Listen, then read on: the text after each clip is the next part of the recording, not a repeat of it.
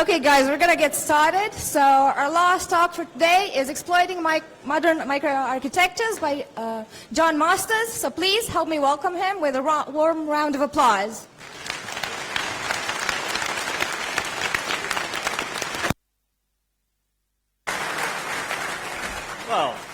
Well, thank you very much. We'll see if you're still clapping at the end.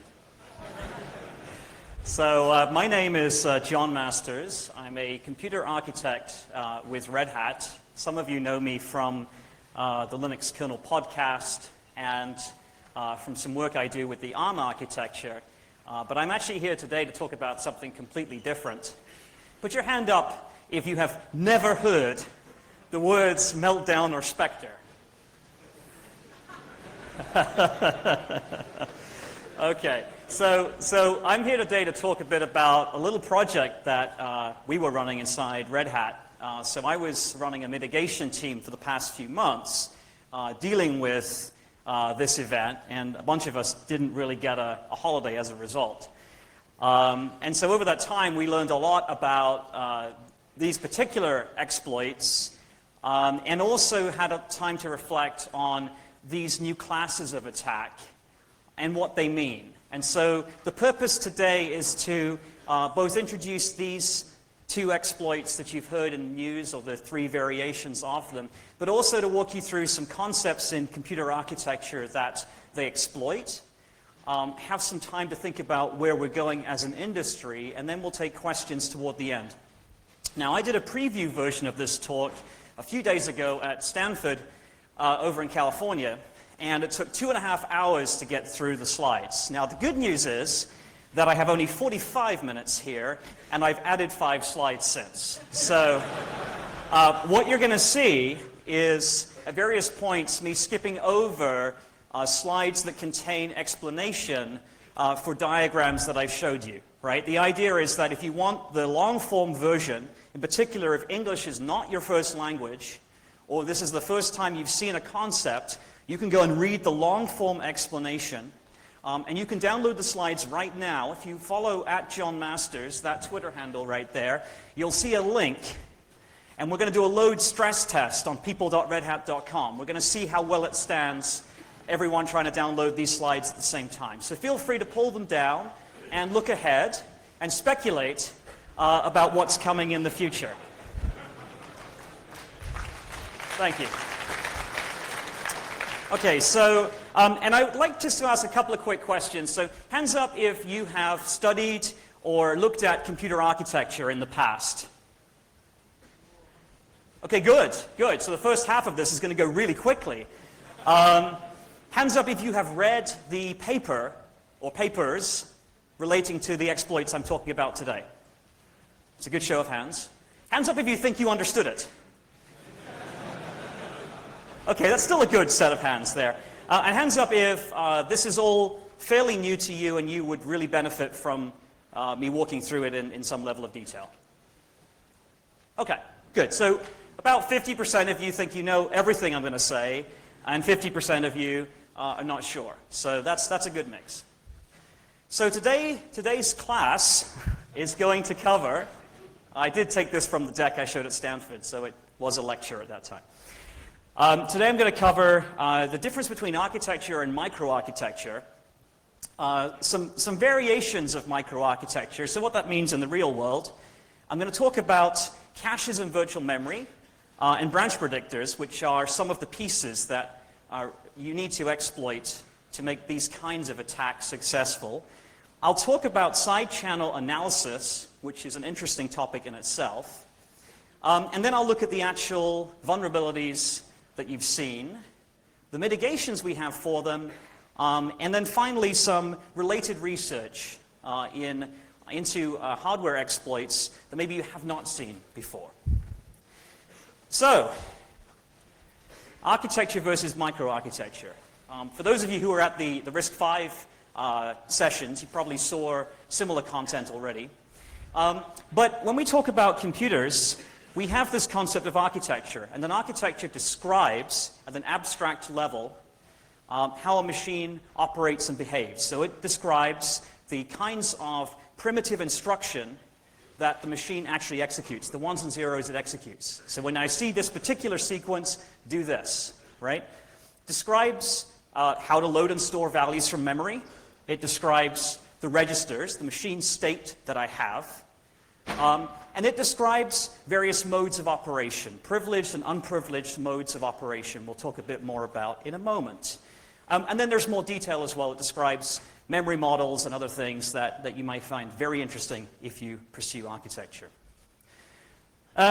We also have some software concepts we care about. So if we are Linux programmers or BSD programmers, we care about running programs known as processes or tasks when they're running. And we care about the fact that they execute at different privilege levels, right? So applications are less privileged than the operating system.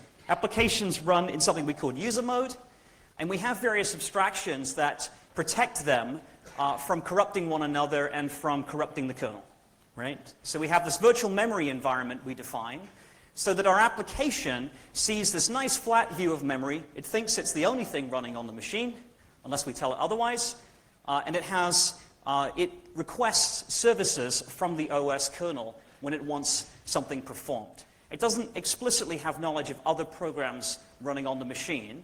It can find that out. It could ask the kernel. But as far as it's concerned, it has a view of memory that's all to itself. The OS, on the other hand, has a privileged set of architecture instructions, and it uses these to manage the state, to manage the context of the running programs, and to switch between them. So when you get what's called a hardware interrupt, when you get some event coming in, or otherwise need to switch from one program to another to give the user the illusion that lots of things are running at the same time, that's what the kernel is doing. It's using these interfaces to save and restore the context of programs. Examples of computer architectures. Obviously, I have to mention x86 first, right? I think everyone here knows what x86 is. I could have put RISC-V as the second one. I decided not to. I think you guys have heard of that too. But these are two examples of architecture. So, x86 is a bit older than the 64-bit ARM architecture.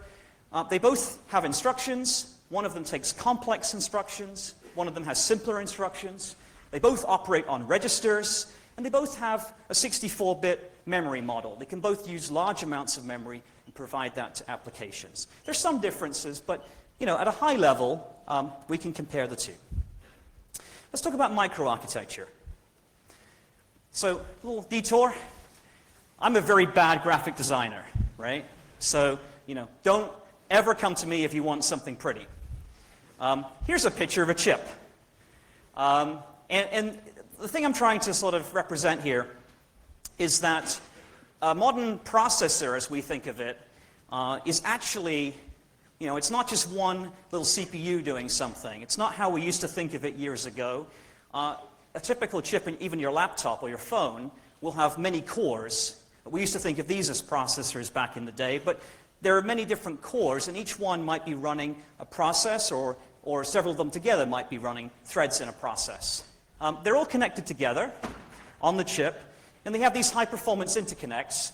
So on here you can see I've got 1, 2, 3, 4, 5, 6, 7, 8 cores, and they have shared access to some of the resources. So there's a memory interface on each side of my chip, and whenever I want to load something from memory into one of my cores to do some processing, it's going to come in through the external memory interface, and it's going to work its way up through levels of cache. We're going to talk more about that in a minute. But just have this picture in your head, and we'll talk a bit more. So programmers think of processors, but they really mean cores. We have these systems formed from many different pieces, and they all have to work together. Microarchitecture refers to an implementation of an architecture, right? So we've defined a high-level x86 or ARM instruction set architecture. We've said this is what an x86 machine has to comply with, and a specific x86 machine might be implemented differently from another one. As long as they can run the same instructions, the implementation can differ. And some example differences can include what we'll talk about in a moment. In-order machines, out-of-order machines, lots of differences can exist at a microarchitecture level. For example, simpler processors are often described as being in-order machines. And if you're not familiar with computer microarchitecture, this might be how you think of a processor when it's running your code. So when your program is running, every single instruction, every single operation in your program, what it will do is one after the other. It will fetch the instruction, it will decode, figure out what it does, and it will execute that instruction. And it will rinse and repeat that one after the other. This kind of example is kind of your classic RISC machine.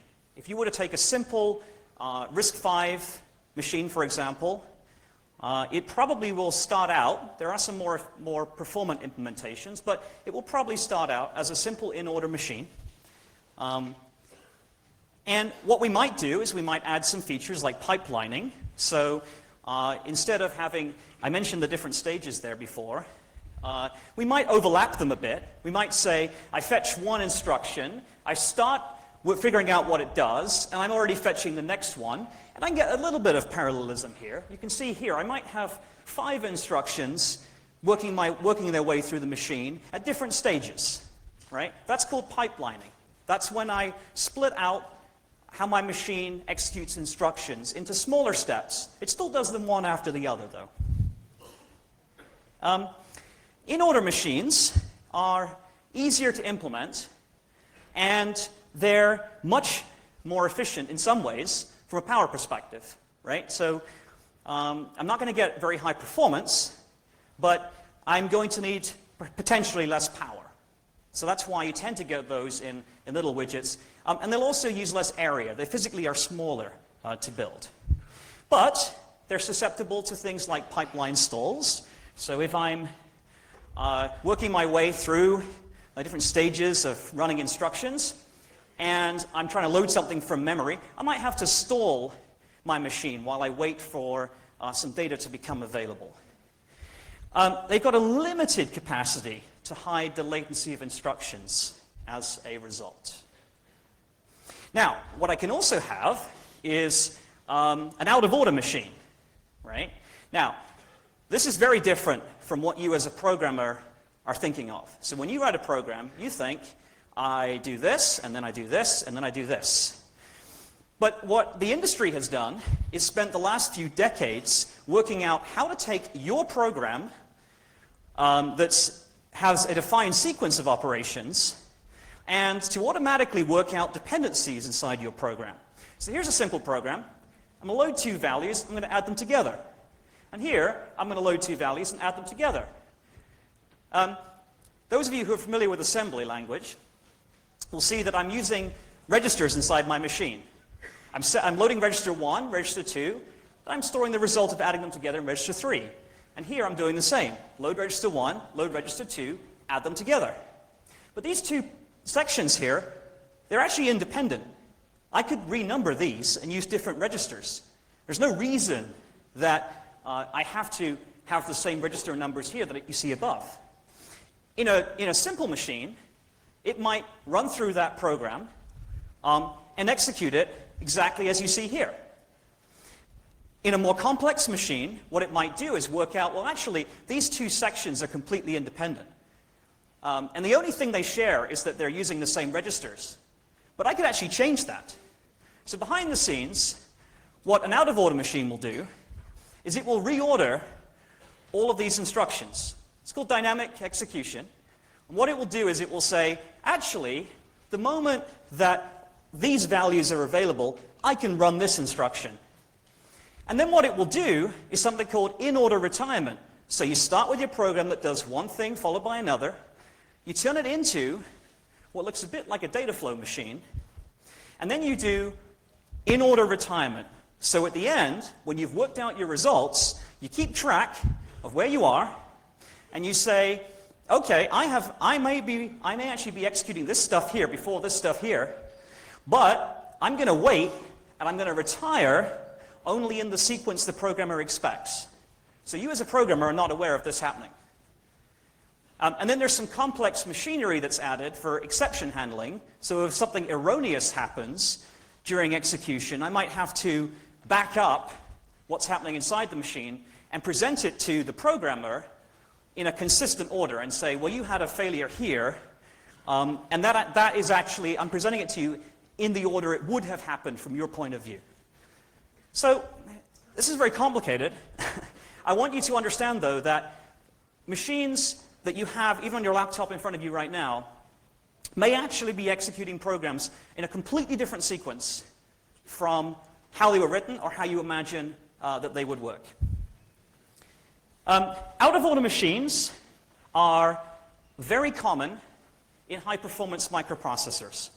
The concept was invented by a gentleman called Robert Tomasulo, who unfortunately passed away a couple of years ago. And it would be interesting if he could see kind of the media attention recently and get his insight, right? Because what people have done, I'll talk more about speculation and how that builds on this in a moment, but what people have done is they've said, well, this whole thing doesn't work. Actually, it does. It's working exactly as designed. There just can be some flaws in specific implementations of this. But Tomasulo invented this back for, I'm keeping an eye on the time because this is going to go long otherwise. He invented this for the mainframe, the 360 Model 91.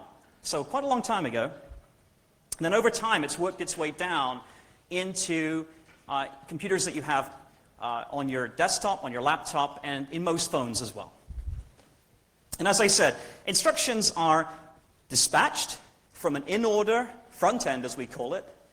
They're executed in this out-of-order machine, and then they're retired back in sequence. And the size of the structure I alluded to here dictates how many of these instructions I can have out of order at a single moment. And these can be quite large. So in a contemporary machine, for example, a Skylake processor, a recent x86 implementation from Intel, the Skylake microarchitecture has a reorder buffer that's 224 entries long. So that's quite a few instructions I might be ahead at any one moment. That's a lot of housekeeping they have to do. That's why these things are very, very complicated. You should also know the average one of these processors costs about $1 billion, takes about 4 years, and needs at least 300 people just for the basic design, right? That's why you don't have open source. You have open source out-of-order machines, but one reason we haven't yet seen a Xeon class open source design is frankly the amount of cost that someone has to throw at doing that. It's not to say it won't happen, but it's very, very complicated and very expensive. I'm going to skip. Oh, well, and this last slide here just talks, there are lots of questions you can ask about architecture, right? So I have an architecture specification, for example, x86. I then talk about how I implement that, right? When I'm executing my instructions, do I do them in order? Do I do them out of order? These are all design choices. The machine ultimately runs the same programs, but I have trade-offs. I can make choices based on how complex and how performing I want my machine to be. Examples of implementations of architectures. So here's the Skylake in my laptop. That's why I'm using that example. It's a little bit older. And you can see it's got 224 instructions that it can have in that ROB. And then you've got an IBM Power 8, which also can have 224 instructions, but they call it a global completion table because IBM is different in lots of ways, good ways. And you also see, how many instructions the machine could have in flight. So on an x86 machine, typically it's a couple at a time. On your laptop, it will take these x86 complex instructions and decode them further into these macro and micro ops and all kinds of things you can read more about later. It'll run a few of them at a time. On the really big servers, it might run as many as 8 or 10. It may dispatch 8 to 10 at a time. Okay, now, store that, what I just said. Let's talk about virtual memory. Okay, so I talked about the separation between applications. You have user space, you have user applications running, you have the operating system, And we try to isolate the two for obvious reasons, right? We don't generally want any old application being able to interfere with the operating system. And we have a defined interface between the two. So when an application wants to do something, it uses a system call interface, an API, through which it requests things from the OS. Applications, when they're running, as known as processes, they use system calls. I think I mentioned all of that. Here's an example of a program when it's running.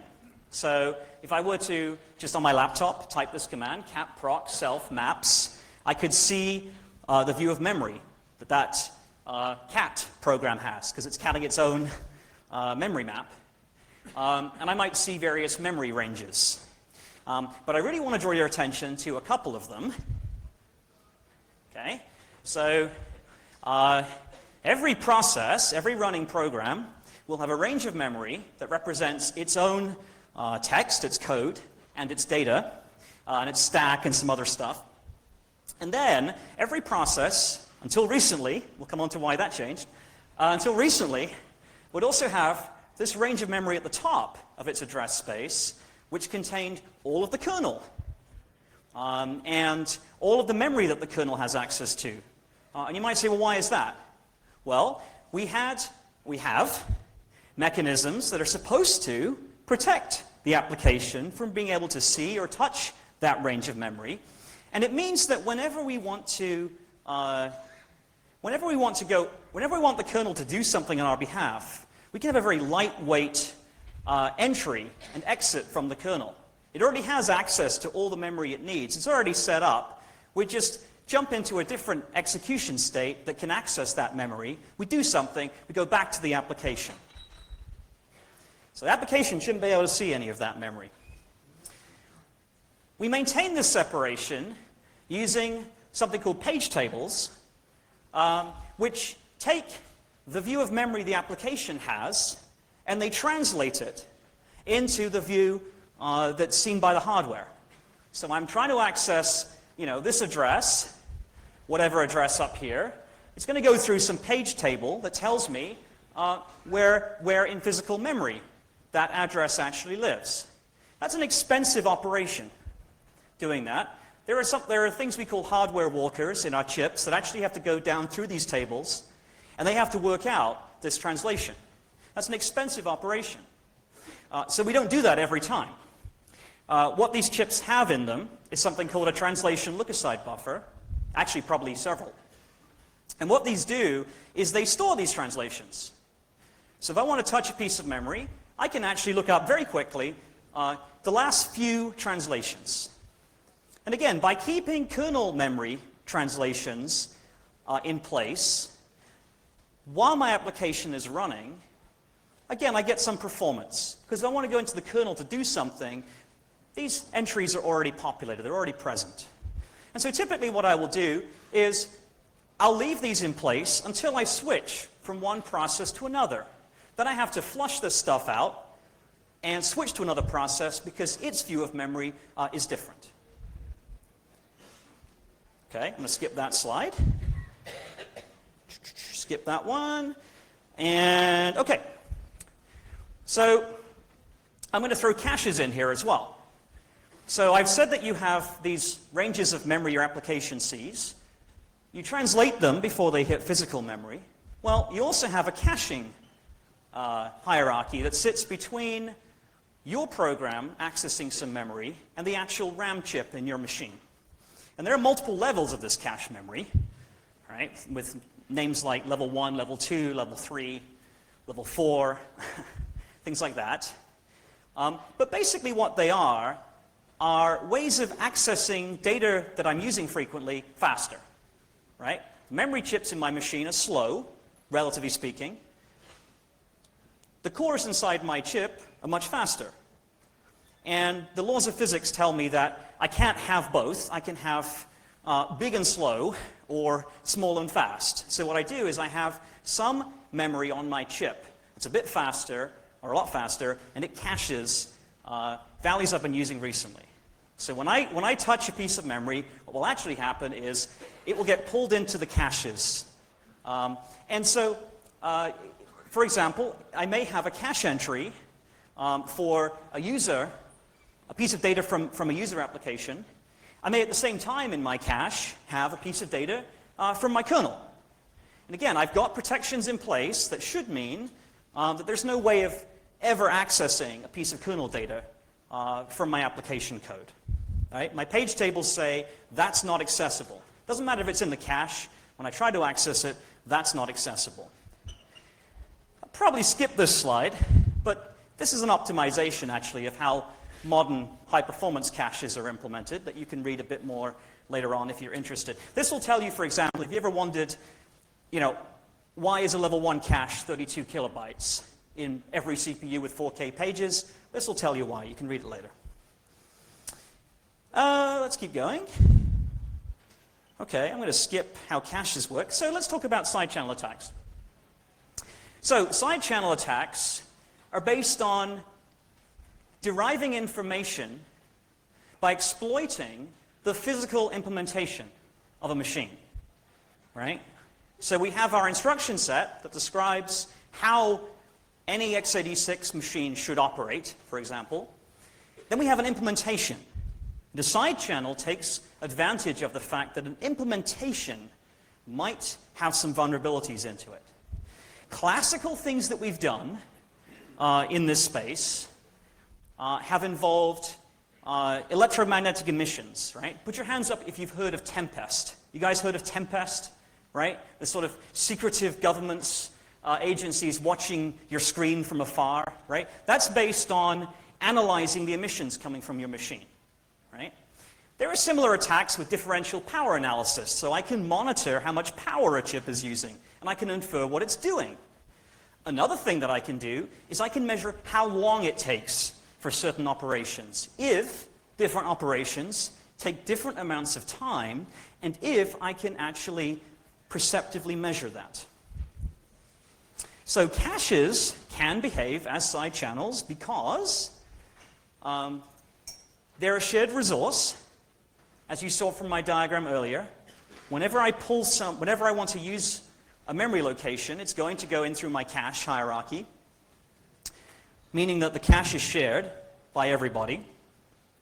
And I can actually measure a difference in the time it takes to access a piece of data based upon whether it's in the cache or not. And in fact, it gets even more scary. You can actually work out what level of the cache it's in. Oh, that just rebooted, so, all right. If you're watching the video stream and it cut out, your video streaming machine just rebooted, but okay. Anyway, so I can measure I can measure where, or if not in the cache, based on how long it takes to read a piece of data. In fact, there are even more exciting attacks. On some architectures, like x86, I have a special instruction called CL flush, and I can say, as a programmer, unprivileged, any code can do this, flush this location. Make sure it's not anywhere in the caches. So I can guarantee it's not in the cache. And actually, what I can do is, if I do 2 flushes, I can actually measure whether, when I flushed it, whether it was in the cache to begin with. So I don't even have to load something to measure whether it's in the cache. There's some really exciting attacks I can do. Here's an example. So I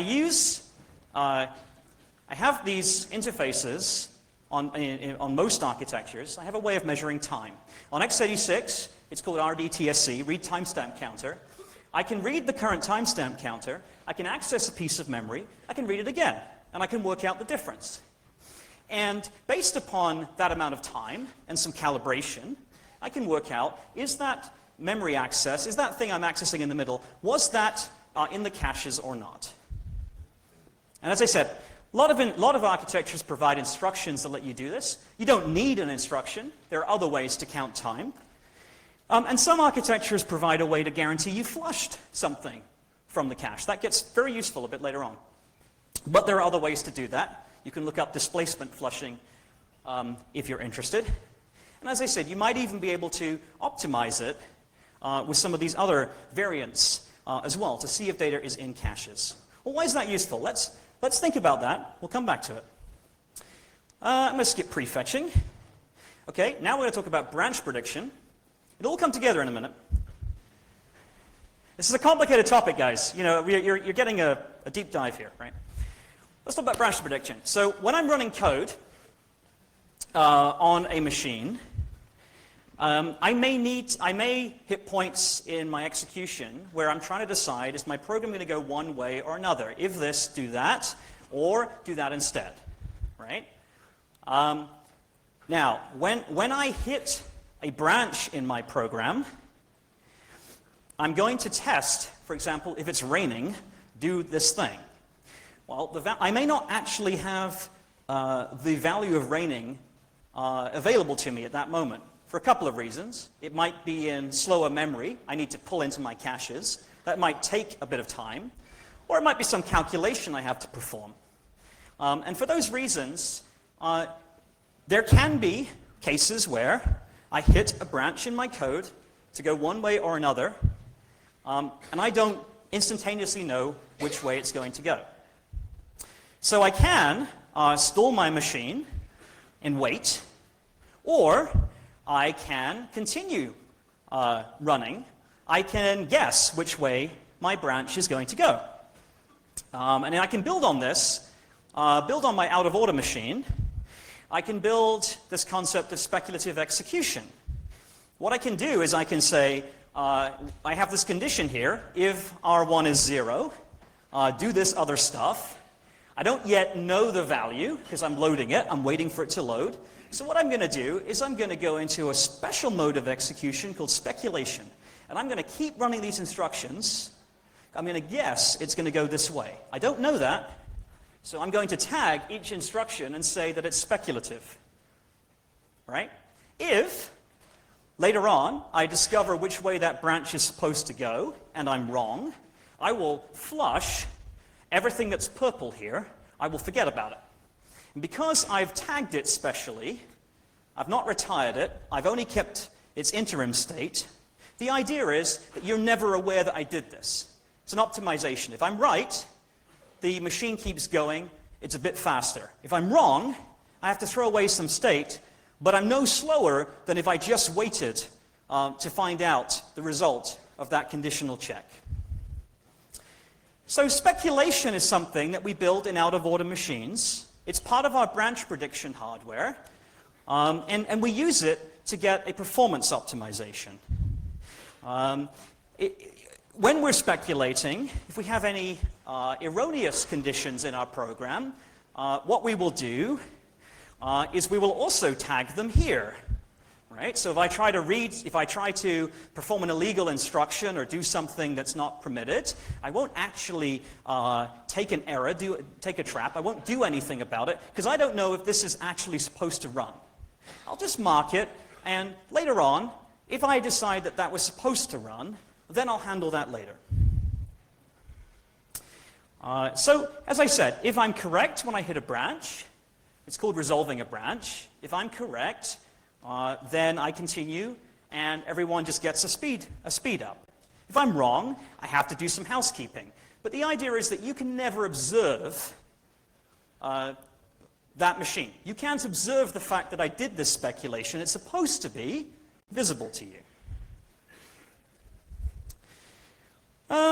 I can talk a bit more about conditional and indirect branches, but I think I will just skip to how branch predictors work a little bit. So if I have two different applications running on my machine, how does the branch predictor actually work? Well, what it does is it has a data structure in memory, and it will look at the actual memory address of a potential branch instruction, and it will, in different ways, because implementations vary, record the history of that branch. So the last 10 times I saw this branch, I went that way. Probably means the next time I'm going to go that way as well. And in fact, in some hardware, I even have fancy stuff like loop predictors. They can work out not only, is this branch probably going to go that way, but I even know it's a loop. I can just magically work that out using some complicated hardware. But there may be many different components to my branch prediction, and fundamentally they will use some structure that tags the history of branches. And I want you to think about the fact that this tagging that I do it could be expensive. I could need a lot of memory if I were to try to store the address of every branch my program ever took. So instead, what I do is I optimize this structure, and I may only use a little bit of the address for that branch. So consequently, I could have two different programs with two different branches, and my branch prediction hardware may not be able to tell those apart. Okay? And then I have a variant of those conditional branches I talked about called indirect branches. That's when I have what you would call a virtual method or some kind of function pointer. I don't know where I'm going to go to. I also have hardware that, a bit like what I described before, can guess indirect branches in my programs.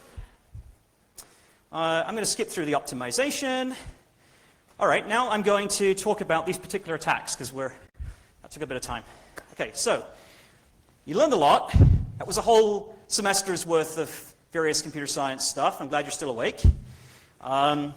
Let's talk about these two vulnerabilities and how they layer upon that. So, these are branded vulnerabilities. They were discovered by both academic researchers and also by Google Project Zero. And because they were discovered by researchers, I love the researchers, but you have to give it a cute name, right? So, Meltdown and Spectre it is, because variants 1, 2, and 3 don't really sound sexy, do they? Now, by the way, we were actually tracking these guys for a while, and I knew that this was the research team working on the project. And of course, there are websites you can go to where you can track everybody's domain registration. So I was using a side channel for some time to monitor the researchers, to see what they would name it. So we discovered the Meltdown and Spectre domains the moment they registered them in December, and consequently had a little bit of time to figure out how they would position it. And what these attacks do is they exploit the things I just described to you to bypass normal system security boundaries. And let's go through how they do that. Well, firstly, if you're on a Linux machine, don't panic. Don't let your machine panic, because very recent Linux kernels, and certainly those from the distros, will very soon start to have this directory, sysdevices, system CPU vulnerabilities. We are thinking there may be more over time. It's good to leave room, right? And you will see entries in there for these attacks and then potentially future ones, along with what your machine is doing to mitigate this, right? That's not to fix it, because fixing it would require that we change the hardware in some cases, but we can mitigate it. We can take a performance hit and do something to remove the ability to exploit these attacks. So Meltdown relies upon some implementations of speculative execution literally following what Tomasulo did. And the key piece is that they handle exceptions, they handle problems from accessing data you're not supposed to right at the end. They allow you to speculatively do something, but then they say, before I retire, before I ever complete that operation, I'll just make sure I'm supposed to, and I'll throw it away if I'm not. So you might see a piece of code like this. Don't worry, we'll talk through what it does in a moment. In fact, I think I have it on the next slide. Okay, so I might have some secret data. Who knows what it contains? It's some magic data in my Linux kernel I want to read. And if I can arrange for a little piece of code to run speculatively, that means it's not actually necessarily going to be part of my program. I put it inside a branch that may or may not run. What I can do inside that piece of code is I can read that pointer quite happily. Now, if my program ever retires those instructions, I'm going to get an exception and it's going to crash. That's not useful, right? But what I can do, while the speculation is happening, I can use the value of that data to access some other data that I do have control over. And I can actually influence which data I access. Remember I said before, I can also determine whether something is in my cache based upon the access time for it. So I've got all the pieces I need. I figure out the data I want. I mask out a little piece I want to read. I then access some other piece of data I have control over, and the offset I access is based upon the value I just read. And then what I'm going to do, back outside of my speculation, is I'm going to measure which of those two locations I loaded. If I load one location, for example, 100, that means one thing. If I load, if my code loaded from the other location, that means something different. The actual value I read isn't visible to me, right? The speculation hardware took care of throwing all that state away. But because there's a shared cache, and I can observe what happened from the point of view of the cache, I can see that value, and I can therefore consequently use the same piece of code I gave you before to work out which of those locations, that 0-1 signaling, I can reconstruct that piece of data. I can do that in a loop, and I can read out the data. Now, the actual Meltdown exploit you'll read online is a bit more detailed, and they've got some optimizations. This is the version that I put together in December, because we had to mitigate this, and we weren't given reproducers, just enough to be dangerous, and then some folks, I think I was told that we were not that sophisticated, so don't worry. Well, I don't like being told that, so I went and figured it out and made a reproducer. That really annoys me when someone says that, so that was great. So this is what my code does. The actual code the researchers published is a little bit more optimized, but you get the idea. You can't read that secret data, but you can observe what it was based upon what it did to the caches. And here's the example code. And you can read through the slides to kind of get that to make a bit more sense for you as well. So when the right conditions exist, I can exploit this. How can I mitigate for it? Well, there are certain circumstances required to make this possible to abuse. For example, in some implementations, it might have to be in my very innermost level 1 cache. I might be able to flush that cache whenever I leave the kernel. There might be some people out there that are mitigating that way. The other thing I could do is I could change how I do my page tables so that the kernel memory is never visible when I'm running an application. I can do that. It's just a performance hit, because now every time I go into my kernel, I have to twiddle my page tables around. That's a technical term. And I take a hit. That costs me time, right? That's why Meltdown mitigation with page table isolation has a performance hit. There are optimizations. There's something called ACIDs. You can read more about this. Okay, let's do Spectre. I'm running low on time. Spectre. So we have this concept of gadgets. Gadgets, if you read about return-oriented programming, ROPs, these are common kind of stack-smashing attacks in security arenas. Gadgets are pieces of code that already exist in a victim or target program, and I'm going to cause that code to execute. It's already there. I'm just going to influence the environment so that that piece of particular code I found that does something I want, a similar sequence to what you saw before, load some data, I can infer what the data was based on the address it loaded, that kind of thing.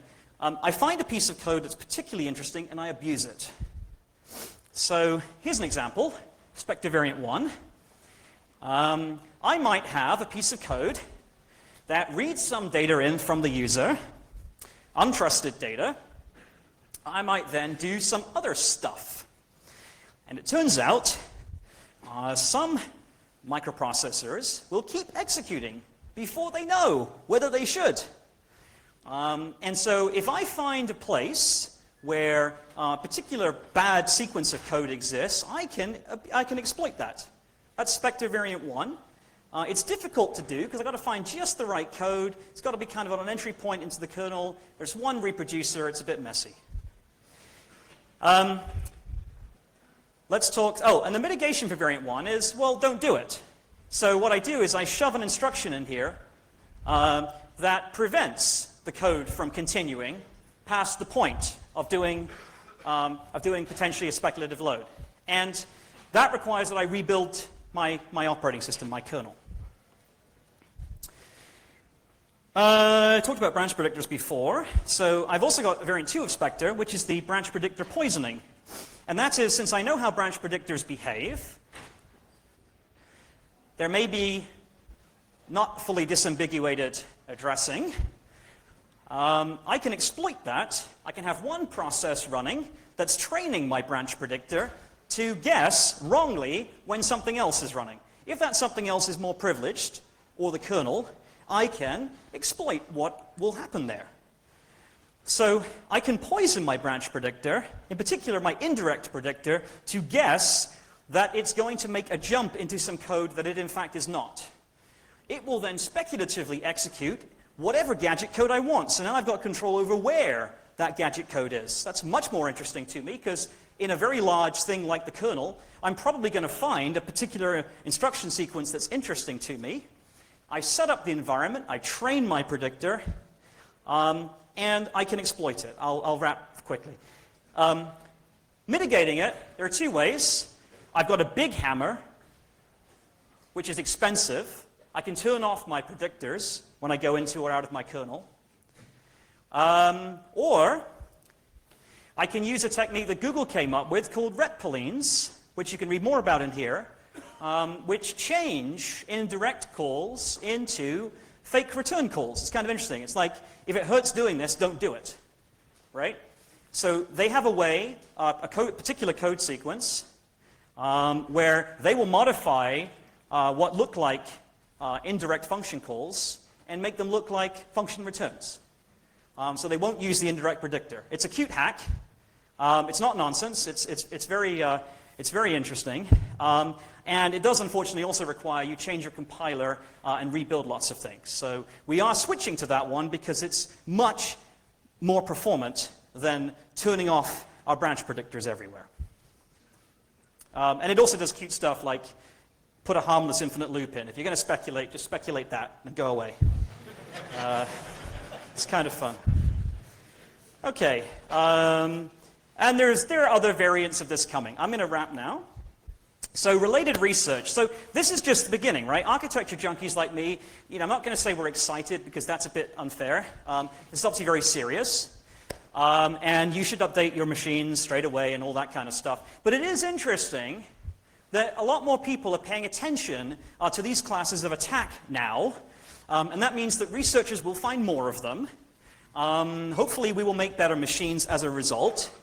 And other related research will happen, right? So you guys can read about these later. You can read about the row hammer attack. And you can read about magic, which is my favorite one. That one is writing special sequences of instructions, which when you execute them, will physically age your hardware, right? The bottom line is, everything you thought may or may not be possible. Now is a good time to go back and think about it again, right? In summary, we talked about a lot of things, and you guys can go on Twitter, @JohnMasters, and you can find the links to all the slides. I will happily take, if there's time for one or two questions now, otherwise I will be around after, and I'd like to thank you very much.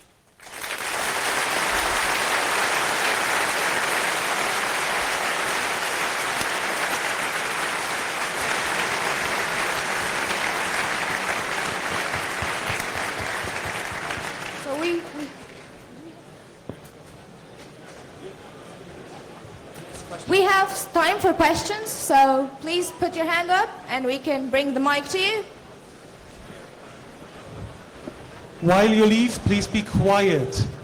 Stop talking. You can talk outside, but here, please keep quiet. Thank you. Thank you very much. I'm here. So, how can two different research teams find the same flaws at the same time? What do you think about this? And I think it goes also with what you said in the end. Why were the previous flaws not so, talked about? Yeah, good question. Just a second. This part about keeping quiet while you're leaving. Yeah, if you're leaving, can you please just shut up? Thank you. Thank you. Usually people tell me to shut up, but this is better. I like this. The question is, how did several teams find this at the same time, right? Well, it's very interesting actually that most of the teams were in Austria, Germany kind of area, and all the guys knew each other. I'm sure that had nothing to do with it. But I think more specifically, if you look over the last few years, the guys at the Technical University of Graz, who are absolutely amazing, they found a whole sequence of different related exploits. So this is built over time based on previous research. So the time was right for this to happen. And then one of the guys posted a blog last July that came very close to the Meltdown attacks. The first thing we did when we were mitigating is discover all their research and go back and read all this stuff. And that was very helpful. So, probably anyone else who was doing research in the interim and paying close attention probably would have seen that, and that would have helped. So it was just coincidence. That does happen based on lots of other research that it was all happening over time. It just came together. Another question. I'd like to say again that both Meltdown and Spectre from scratch in 54 minutes is pretty impressive. So well done. Thank you. Do you think that this means that we need to be designing processes which are easier to change the way they work after the fact? Or do you think that adding that capability would have other negative consequences, such as the ability for rootkits and so on, that would actually outweigh the benefits of being able to perhaps tweak them more in the field? Very good question. So firstly, I didn't get time to go into it, but on slide 80, there were 90 of these. On slide 80, I have one on how microcode, millicode, and chicken bits work in processors, and how you can basically update some of them after the fact, or use these things called chicken bits. Every processor that's built these days, especially the really expensive ones, the x86 ones will have up to 10,000 little knobs called chicken bits, so you can chicken out. And you can say, this little piece of the design, I'm not sure it's going to work, so I might just make it possible to turn it off later. And so you have about 10,000 different variants of that in most of the high-end chips. I'm not joking. And you can normally find a combination of those. You can turn something off.